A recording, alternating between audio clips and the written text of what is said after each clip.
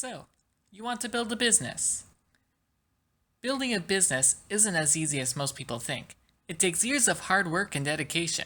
You have to know what you're doing and have to be able to lead a team. So that brings us up to the big questions. What are the key points to building a business? How should I pay my staff? What should I sell? And above all, how do I start? Will you start a product or service-based business? A service-based business lets you contract out any job someone is willing to hire you for. A product-based business is expensive to start, but let you sell goods you have made or imported. To start a product-based business, you will need to make or order all the products you wish to sell. This may take several revisions until you find a product line you are comfortable with. You will need to know where your target customers are and target them as directly as possible. From choosing where you sell in person, online, it is all about being at the right place at the right time. Branding is the face of your company. It covers your store, all of your products, any handouts, your website, and social media. To the public, it is your identity and what they think of when they see your product. Insurance protects you from thefts, floods, fires, injured customers in your store, or lawsuits covering kids swallowing your products to electronics catching on fire.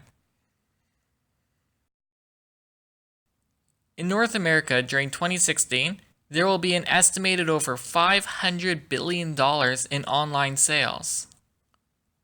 If you keep your customers happy, they are likely to come back. If they aren't happy, they may give you negative reviews, which will affect your future customers. Product-based businesses are a little different than service-based businesses. You will need to identify what your services will be and what staff you will need in order to get your business started. From contracting your time out to creating services that make people's lives a little better, there are tons of options. You will need branding as well. A website, some business cards, and maybe a couple signs or car decals will do.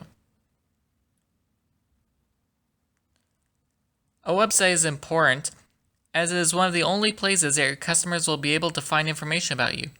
Social media plays a huge role in spreading word of your business. As most businesses are project related, your customers will need to sign several things. Your pay at various stages of the project, what intellectual property a customer will own, and whether they'll receive a subsidized rate for advertising your services. Now that we have decided whether we are interested in a product or service-based business, let's ask ourselves, how can we make money? We make money from customers buying our products or services. The real question is, what would provide enough value to a customer for them to buy it?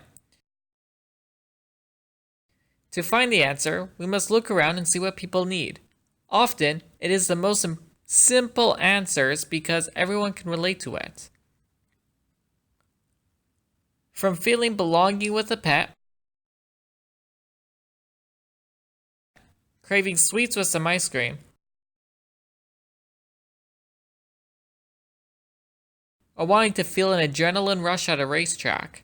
Whether it'll make them happier, free up some of their time, or make their lives just a little bit easier, everyone is looking for something, and all you need to do is capture as many sales as possible. Can't think of anything?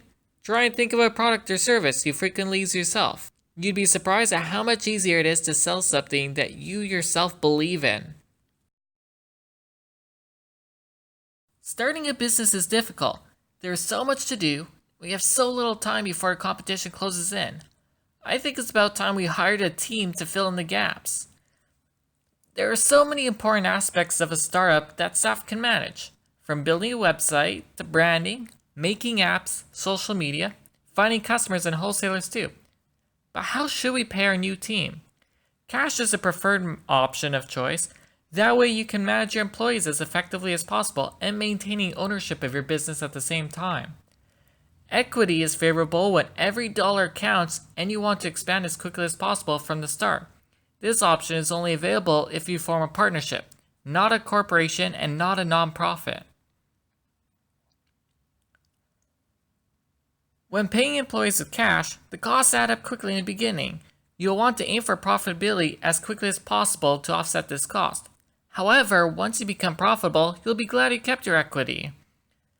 Without staff owning ownership in the company, It'll be easier to fire an employee for not showing up to work or producing adequate results. If an employee leaves the business, they don't own any of their work, unlike a partner that could threaten to sell a portion of your business. By paying an employee, they may be able to live off the income and won't have to work a second job. On the other hand, when you pay your staff with equity, it won't cost as much up front, letting you spend whatever little amount that you do have on the things that matter. Your partners may have to work an extra job in order to survive, will probably make your business a second priority to them. You must form a partnership for the contract to be legal. Corporations and nonprofits require all staff to be at least paying minimum wage. Staff working for equity must realize that most businesses require 2 years of hard work before it becomes profitable. Partners only get paid as well when the majority of partners vote that the company is profitable enough to pay out a certain figure divisible by ownership. It's recommended that when hiring staff to use the following equation for divvying up equity. 5% for the idea, 20% capital, and same 5% for working hours. Equity will gradually be earned until the expected date of profitability outlined in your contract. When starting any business, make sure that your ideas are kept safe. Have all staff and partners sign a non-disclosure agreement. Branding is such an important part of any business. It is your identity. It's how the customer sees you, how they remember you, and in most cases, how the customer interacts with you. The color of your brand alone can even turn off customers who would otherwise approach your business. Social media is a highly important part of your brand. It's often a connection between you, the business world, and your customers. It lets your customers know about new products, any news you may have, special offers, coupons, and even a funny joke or two. Advertising, positive news, and how you help the community can also change people's perception about your business, bringing in new business, and even creating awareness about your company. When it comes to the world around us today, first impressions are so powerful, especially with the competition next door just waiting to grab our customers' attention. So let me ask, how does the world see your business? Often, you cannot even answer this yourself. Ask some customers, people walking by, or people following on social media. If a customer asks you to change one thing, often they're not the only one. So here are some questions for you. How many different social media platforms do you use? How many people are following you on those platforms, and can you run a promotion to increase those numbers? What is the color scheme of your company? When people think of your business, do you think of a specific color or several colors? Do you have a certain unique layout to your store? When customers think about your staff, what do they imagine? Is your staff kind, courteous? Do they know what they're doing? Is it easy for them to get information so they can help their customers? Customers' entire opinion of your store can change with each interaction. Make sure it's positive. Let customers know your name and remember it too. Remind them to stay on touch on social media, and don't be afraid to ask their opinions too.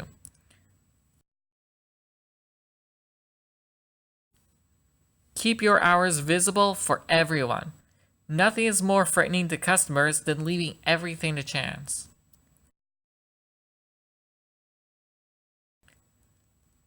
Let customers know about services that you offer that they might not already know of. Giving them a place to contact you if they have any questions offers security that most customers look for. Let customers know where you are and where you will be. How else will they know to come check you out?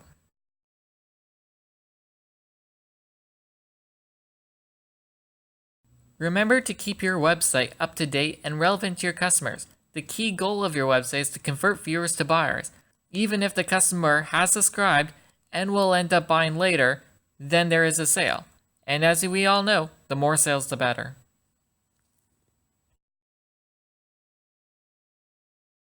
Sales is one of the most important parts of any business. You can only make money if you're selling what you're offering. Sales doesn't have to be direct customer to customer, but can also be online. Recommending people to try something on forums, writing recommendation articles, customer inquiry emails, or even directly in a live chat box on your website. Let's look at a common conversation between an employee and a customer looking to purchase a product. Although similar also applies when selling a service. A customer often sees something they're interested in, Initially, ask the price to evaluate how much the product's worth and quality based off the price. In this case, the customer is holding a stuffed bear that can record and play back your voice. As a salesperson, you must stay positive, smile, keep all your attention towards the customer, and keep eye contact while speaking with them. Start off by telling them that you personally love the product and ask them if they've ever seen that model before. If the customer says yes, we can ask where they've seen it and offer a similar price. If they say no, we can tell them all the amazing specs about this particular one and why it's better than all the others that customer looked at. Remember that there's always a bigger, better model, but unless the customer asks for something with better specs, it's most likely out of the price range. In this case, we're offering an eco-friendly allergen-proof bear that can record voice up to 10 times and play a random clip back to you each time you hug it.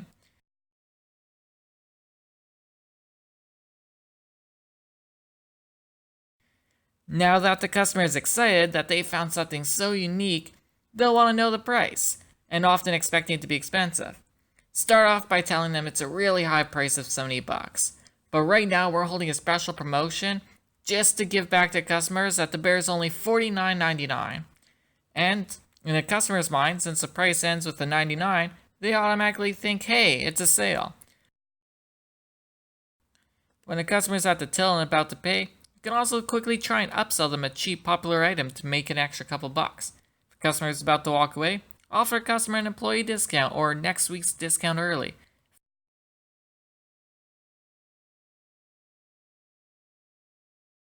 Thanks for watching my entire video. And thanks, just remember, never give up. It's a long road to entrepreneurialism, and it's really tough at some points. But as long as you stick through it, build up a team, you can get through it. The important thing to remember, you also want to provide value for the customer. You want the customer to see the value in your item, why it's better than anywhere else, why they would want it, if they're giving it away as a gift, why the person that would receive it would just love it, or if it's a service, why it's better than any other service out there, or even you just got really good customer service, you're really local, you're very friendly, maybe they just have good experience with you guys. The real important part about starting any business is definitely the team. You need a strong foundation. Because remember, the core members that are with your team right now, albeit 1, 2, 5 people, often remember that those will end up being the managers of your company, the top senior management, the people running the show. From, let's say, a 1, 3, 5 business company into one that's international. You want to grow, you want to be big. You need the right people to do that. It's a long road, but I'll see you on the other side.